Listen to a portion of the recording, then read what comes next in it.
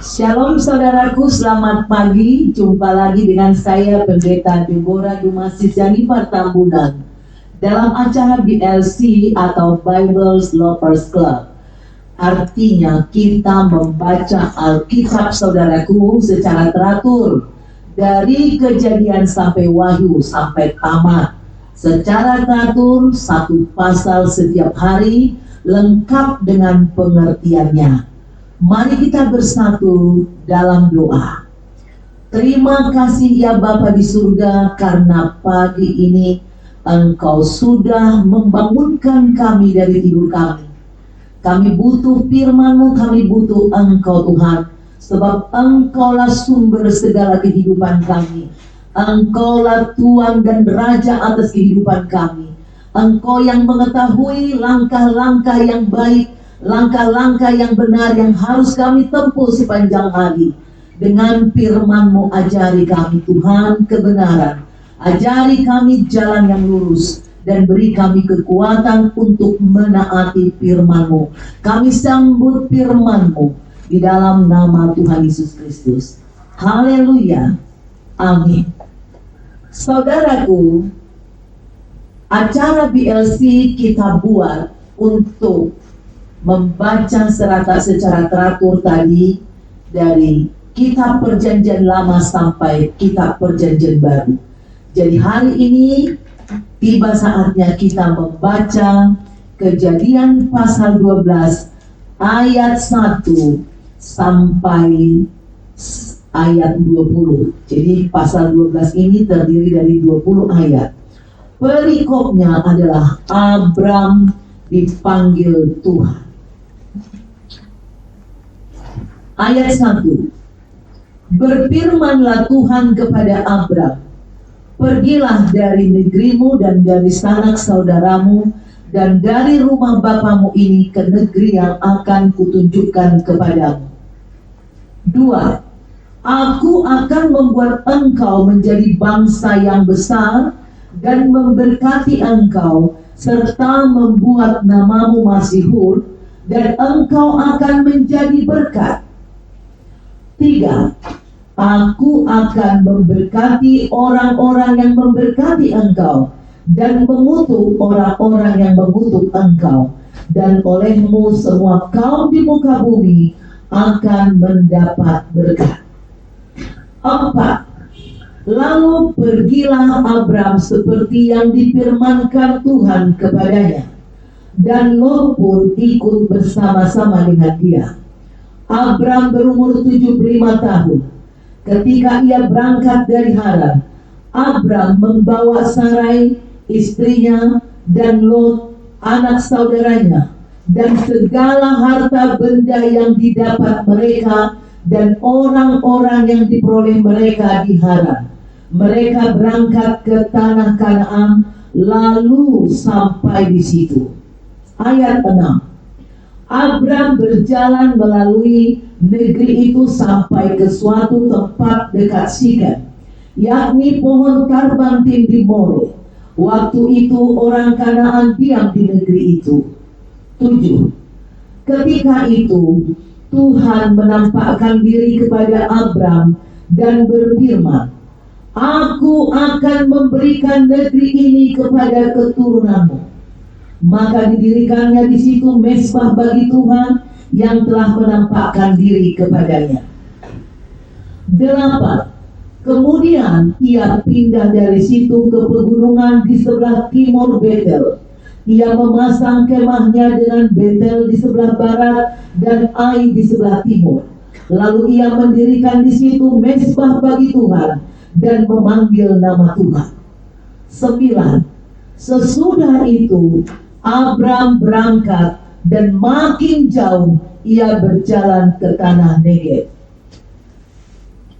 Perikop kedua dari Kejadian pasal 12 ayat 10 yang berjudul Abram di Mesir. Ketika kelaparan timbul di negeri itu, pergilah Abram ke Mesir untuk tinggal di situ sebagai orang asing, sebab hebat kelaparan di negeri itu. Ayat 11. Pada waktu ia akan masuk ke Mesir, Berkatalah ia kepada Sarai istrinya, memang aku tahu bahwa engkau adalah seorang perempuan yang cantik parasnya. 12. Apabila orang Mesir melihat engkau, mereka akan berkata, itu istrinya. Jadi mereka akan membunuh aku dan membiarkan engkau hidup. 13. Katakanlah bahwa engkau adikku, supaya aku diperlakukan mereka dengan baik karena engkau, dan aku dibiarkan hidup oleh sebab engkau. 14. Sesudah Abram masuk ke Mesir, orang Mesir itu melihat bahwa perempuan itu sangat cantik. Ayat 15. Dan ketika punggawa-punggawa Firaun melihat Sarai, mereka memuji-mujinya di hadapan Firaun, sehingga perempuan itu dibawa ke istananya. Ayat 16. Firaun menyambut Abram dengan baik-baik karena ia mengingini perempuan itu. Dan Abram mendapat kambing domba, lembu sapi, keledai jantan, budak laki-laki dan perempuan, keledai betina dan unta. 17. Tetapi Tuhan menimpakan tulah yang hebat kepada Firaun, demikian juga kepada seisi istananya, karena Sarai istri Abram itu. 18. Lalu Firaun memanggil Abram serta berkata, apakah yang kau perbuat ini terhadap aku? Mengapa tidak kau beritahukan bahwa ia istrimu? 19. Mengapa engkau katakan dia adikku, sehingga aku mengambilnya menjadi istriku? Sekarang inilah istrimu, ambillah dan pergilah. Ayat 20. Lalu Firaun memerintahkan beberapa orang untuk mengantarkan Abram pergi bersama-sama dengan istrinya dan segala kepunyaannya. Demikianlah firman Tuhan yang tertulis di Kejadian pasal 12 ayat 1 sampai 20. Saudaraku, di ayat 1 tadi dikatakan bahwa berfirmanlah Tuhan kepada Abram, pergilah dari negerimu dan dari sanak saudaramu dan dari rumah bapamu ini ke negeri yang akan kutunjukkan kepadamu. Saudaraku, babak baru dalam kehidupan Abraham sedang dimulai oleh Tuhan. Dan Abraham harus meninggalkan kampung halamannya. Setiap manusia, saudaraku, pada umumnya pasti sukalah diberkati oleh Tuhan. Menghendaki diberkati Tuhan tentu tidak salah. Tapi manusia seringkali lupa kalau mendapat berkat bahwa selalu ada butuh waktu, butuh proses. Beda dengan pergi ke dukun. Kadangkala kita pergi ke dukun untuk urusan sakit atau untuk urusan pelaris, syaratnya sangat ringan. Mungkin cuma disuruh bawa kembang 7 rupa atau wangi-wangian atau uang sekian, atau bawa ayam putih, ayam hitam, anjing kepala hitam, macam-macam ya saudaraku. Tapi bersifat material dan mudah didapatkan. Begitulah penipuan iblis. Mudah supaya orang cepat tertarik, tapi akhirnya ke maut. Tetapi kalau dengan Tuhan beda saudaraku. Ada proses yang mungkin mengakibatkan rasa sakit secara jasmani bagi kita. Sakit di pikiran, sakit di perasaan. Karena ketika kita dipilih oleh Tuhan, Tuhan menghendaki semua kandungan-kandungan yang kedagingan dibuang. Proses dibutuhkan untuk menjadi manusia taat. Dan taat itu saudaraku, kalau bisa kita sampai kepada tingkat taat yang benar, maka ketaatan kita akan membawa nikmat berkat. Tetapi tidak semudah membalik tangan. sangat sulit untuk melakoni ketaatan itu. Saat Abraham dipanggil Tuhan keluar dari negerinya, Abraham sudah 75 tahun. Tidak mudah meninggalkan tempat yang sudah 75 tahun dihidupi, didiami. Apalagi mungkin ayahnya waktu itu sudah tua, sudah banyak harta. Kalau ayahnya mati ya dia tinggal dapat warisan. Dia disuruh berangkat ke suatu negeri yang belum dikenal. Adatnya belum diketahui. Jenis manusianya seperti apa, cara bergaulnya seperti apa, belum diketahui Abraham. Letaknya di mana juga Abraham belum tahu. Abraham hanya disuruh meninggalkan kampung halamannya, meninggalkan keluarganya, sepupunya, semua teman masa kecilnya, mungkin tetangga-tetangganya, bahkan mungkin teman bisnis atau teman bekerja yang sudah lama bersahabat dengan Abraham. Satu persekutuan mungkin ketika Abraham dan keluarganya belum mengenal Tuhan, bersekutu dengan penyembah-penyembah berhala lainnya. Saudaraku, kalau kita mau tarik jarak dari Ur Kasdim, tanah kelahiran daripada Abraham, ke kota Haran, ya, bahwa dua-duanya kota ini adalah kota berhala. Kurang lebih 1100 km, saudaraku. Di Ur Kasdim adalah tempat kelahiran Abraham. Kota Haran adalah tempat ayahnya yang bernama Tera meninggal, wafat di sana. Dua kota yang penuh penyembahan berhala. Awalnya dia pergi dari Ur Kasdim, wah ya udahlah, yang penting dapat kota yang baik gitu. Tahu-tahu sampai di Haran, di sana pun penyembahan berhala juga. Tentu tidak mudah buat Abraham menghadapi. Inginnya dia melupakan penyembahan berhala, tapi di mana-mana semua menyembah berhala. Proses ini adalah suatu proses yang panjang, karena Abraham harus meninggalkan semua kenangannya, kesenangannya. Demikian juga kalau kita dipanggil Tuhan untuk hidup baru, untuk bertobat. Ada banyak hal yang harus kita tinggalkan. Mungkin teman-teman kita, pergaulan kita, bahkan bisnis yang sudah lama kita tekuni, bahkan bisa saja bisnis itu dari orang tua kita, tapi tidak berkenan di mata Tuhan. Proses ini harus dialami oleh orang-orang yang dipanggil Tuhan. Ketika Abraham dan ayahnya meninggalkan Ur Kasdim yang penuh berhala, tetapi dia tetap taat. Butuh energi, butuh perjuangan, butuh doa, butuh iman yang teguh. Dan ketika Abraham melakukannya dengan taat, Tuhan muncul sebagai penolong. Orang yang taat bukan menjadi bebas dari pergumulan. Orang yang taat bukan berarti bebas dari masalah. Tetapi orang yang taat, hatinya tetap percaya.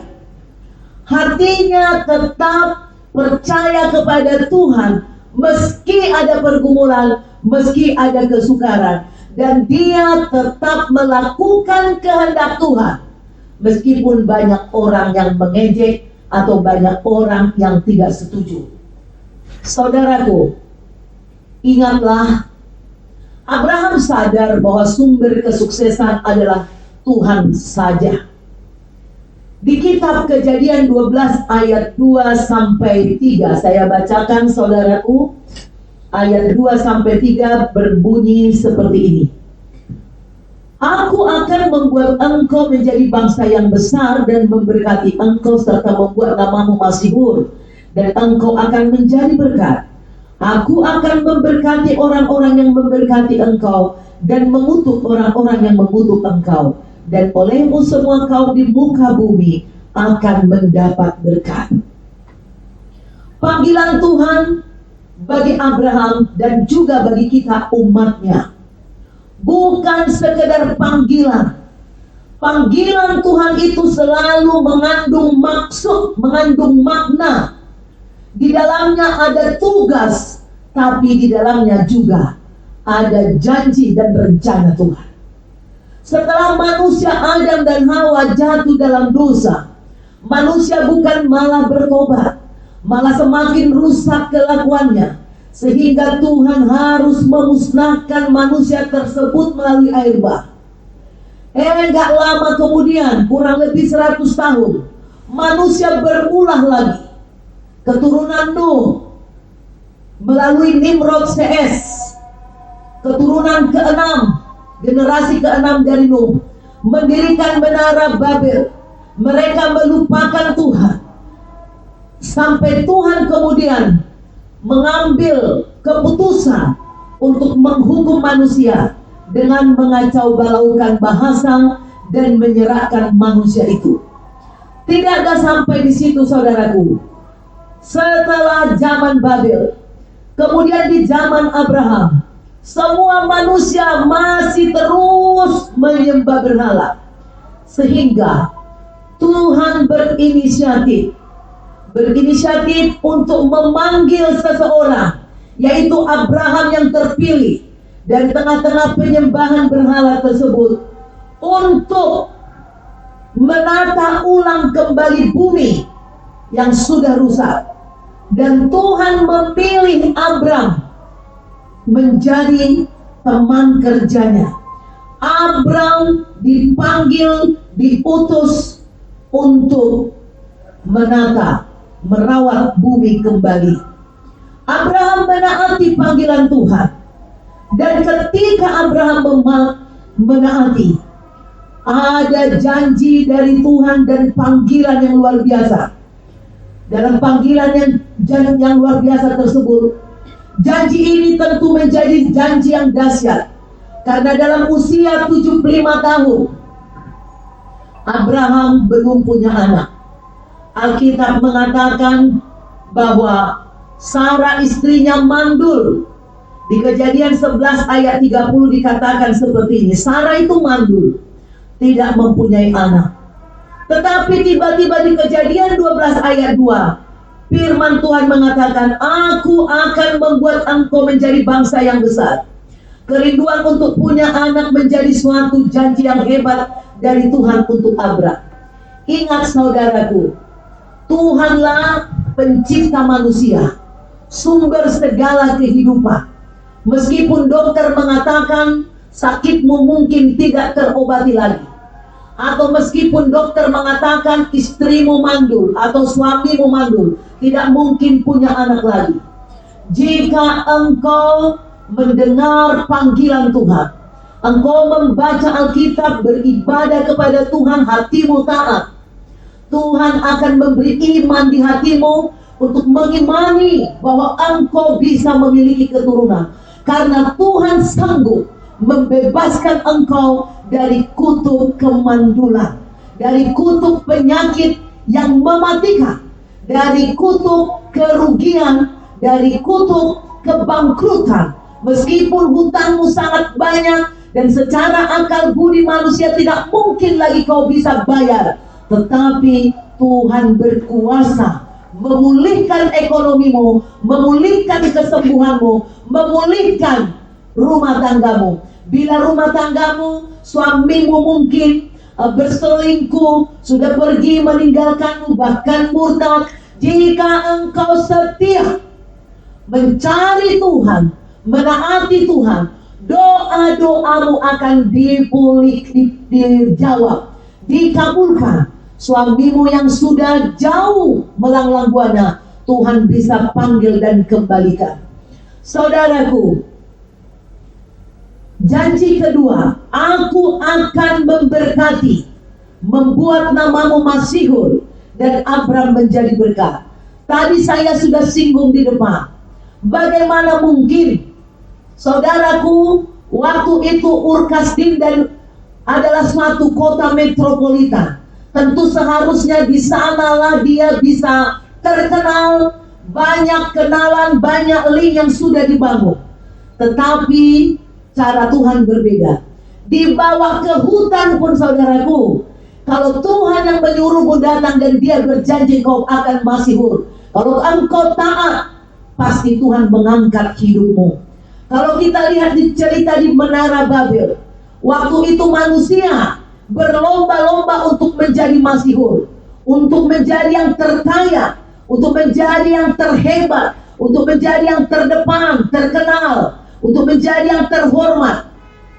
Tetapi saudaraku, nama yang mereka cari dengan mengandalkan kekuatan mereka, dengan mengesampingkan Tuhan, akhirnya menjadi tercoreng. Mereka dibubarkan. Saudaraku, mungkin ada di antara kita yang selama ini berusaha berlomba-lomba, ya, siang malam cari uang untuk punya banyak rumah, punya banyak tanah, punya banyak ternak, punya banyak emas, punya banyak anak, dan punya banyak budak-budak dan kekayaan-kekayaan yang lainnya. Tetapi saudaraku, jika engkau tidak peduli dengan Tuhan, rancanganmu, meskipun kau berusaha keras, Tuhan sanggup tiupkan. Perintah Tuhan itu kadangkala seperti melawan arus dunia. Bagaimana caranya dia masihur di usia 75 tahun, lalu disuruh meninggalkan semua saudaranya, temannya, rekan kerjanya, link yang sudah ada, bahkan usaha atau tanah yang sudah disiapkan orang tuanya yang sudah maju di waktu itu. Itulah cara Tuhan. Bukan soal di mana kita berada saudaraku, tapi soal adakah Tuhan di sana? Adakah rancangan Tuhan di dalam kehidupanmu? Adakah Tuhan ikut terlibat dalam usaha yang kau rancang, dalam usaha yang kau kerjakan? Keselamatan yang daripada Tuhan selalu melibatkan manusia. Oleh karena itu, apakah saudara mau dipanggil untuk terlibat dalam rencana keselamatan? Banyak orang Yahudi berpikir bahwa hanya merekalah yang dirindukan Tuhan untuk diselamatkan.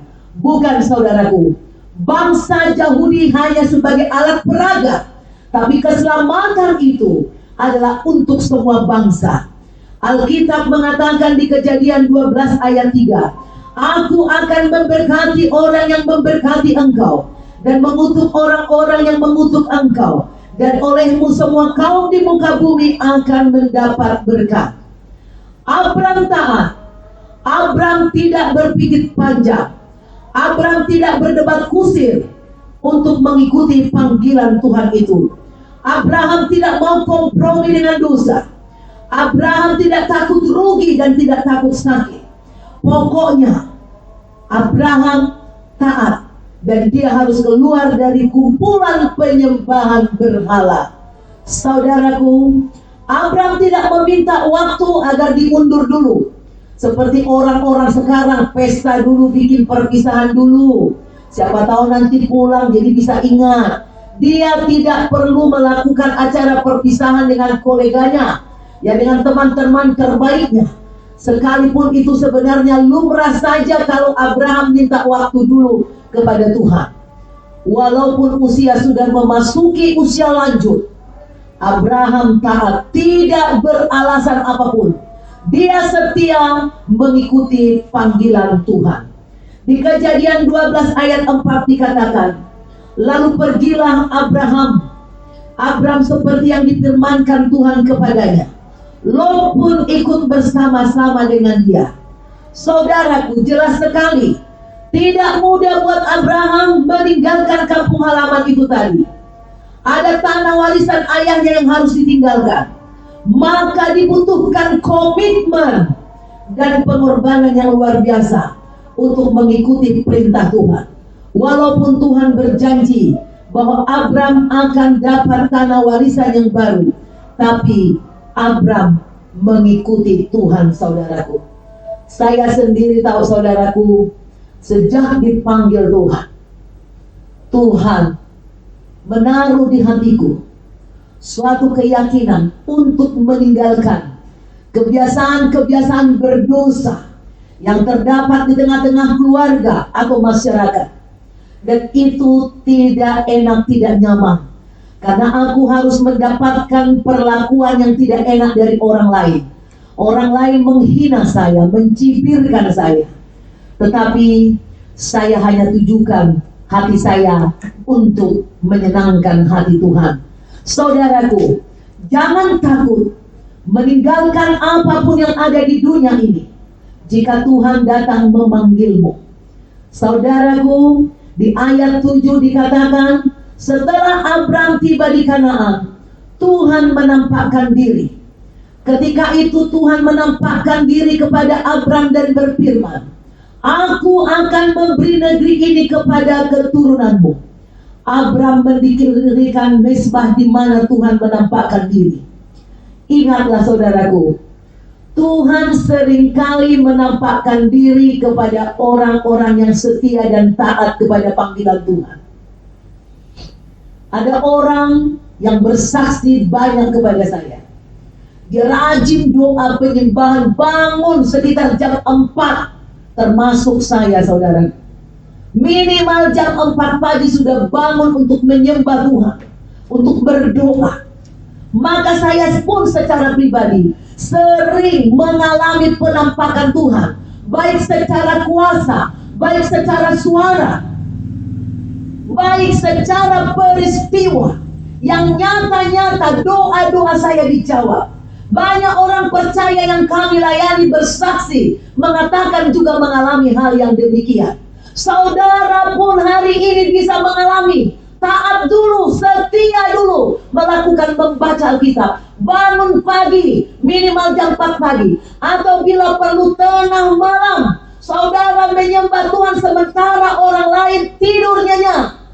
Ketaatan dan kesetiaanmu akan menarik kuasa ilahi dalam hidupmu. Engkau akan melihat Tuhan menampakkan diri. Jika Tuhan saat ini memanggilmu, jangan ragu untuk melakukannya. Panggilan Tuhan selalu disertai janji saudaraku. Dan kita akan melihat janji itu dengan pasti. Dengan pasti digenapi dalam hidup kita. Ketaatan dan kesetiaan kita kepada Tuhan akan membuat kita mampu merasakan berkat Tuhan setiap hari dalam hidup. Iman kita bertumbuh, kepercayaan kita kepada janji Tuhan akan kuat. Kalau kita setia membaca firman, melakukan kehendak Tuhan, kita akan kesulitan mempercayai janji Tuhan di Alkitab jika kita tidak suka baca, jika kita tidak suka merenungkan, jika kita tidak memiliki waktu yang khusus untuk merenungkannya. Saudaraku, jangan ingkari panggilan Tuhan dalam hidupmu. Ada suatu kuasa kegelapan yang menutupi hati dan pikiran manusia. Kalau kita tidak mau membaca Alkitab, tidak mau berdoa, tidak mau menyembah, akhirnya meskipun kita dilahirkan sebagai orang percaya, meskipun orang tua kita adalah orang tua yang taat, kalau kita sendiri tidak mau mengikuti jejak ketaatan dan kesetiaan itu, maka kita bisa berbalik, tidak percaya kepada Tuhan, menjadi ateis, bahkan murtad, lupa kepada Tuhan, meninggalkan Tuhan, pergi ke dukun, dan akhirnya melakukan kejahatan-kejahatan yang lain. Dan akhirnya hidupmu dan anak-anakmu menjadi sampah masyarakat. Apa yang bisa kita buat untuk menolong orang lain, saudaraku? Mungkin di saat ini kita dipanggil Tuhan untuk menjadi berkat bagi orang lain, bukan bagi hanya diri kita, untuk orang lain. Maka di zaman saat ini seperti COVID ini, ekonomi mungkin sama-sama sulit, tapi kita pasti masih ada cara lain untuk bisa menolong orang lain. Ingat saudaraku, tugas gereja, selain kita bersaksi, kita juga harus melayani. Panggilan kita di dunia ini adalah untuk menjadi berkat. Kita adalah duta-duta Tuhan untuk perpanjangan Tuhan mengasihi orang lain. Bukan saja hanya untuk keluarga kita, tapi juga untuk orang lain di sekitar kita, bahkan untuk bangsa-bangsa. Maka sangat menyedihkan bila ada orang yang tidak mau berbagi dengan sesamanya.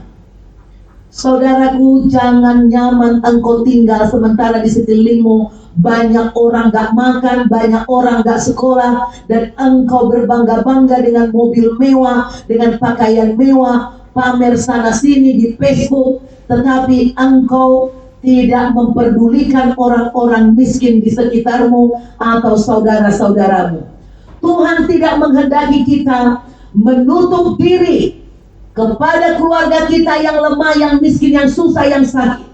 Tuhan memanggil kita untuk membuka diri kepada siapapun. Meskipun kita berbeda suku, berbeda golongan, kita harus terbuka, membuka tangan dan hati kita untuk menolong orang lain. Bukalah hatimu, bagilah apa yang bisa kau bagikan kepada orang yang membutuhkan. Percayalah saudaraku, semakin kita berbagi, maka semakin hari kita akan semakin diberkati. Ada sukacita yang luar biasa, ada kemenangan yang dahsyat dalam hati orang yang suka berbagi. Itulah panggilan Tuhan kepada Abraham dan kepada kita sebagai keturunan Abraham secara rohani. Dipanggil untuk menjadi berkat. Tuhan Yesus memberkati. Mari kita bersatu dalam doa. Terima kasih Bapa untuk firman-Mu bahwa Engkau telah memanggil Abraham. Kau memberikan contoh bagi kami bahwa kami tidak perlu takut meresponi panggilan-Mu dengan meninggalkan hal-hal yang berharga di dunia ini demi melakukan kehendak. Berilah kami kekuatan supaya kami tidak murtad, supaya kami berani meninggalkan kenyamanan-kenyamanan daging, dan kami mendapatkan Engkau dalam kehidupan kami, memuja Engkau, meninggikan Engkau, memuliakan nama-Mu. Kami tidak mencari nama untuk diri kami.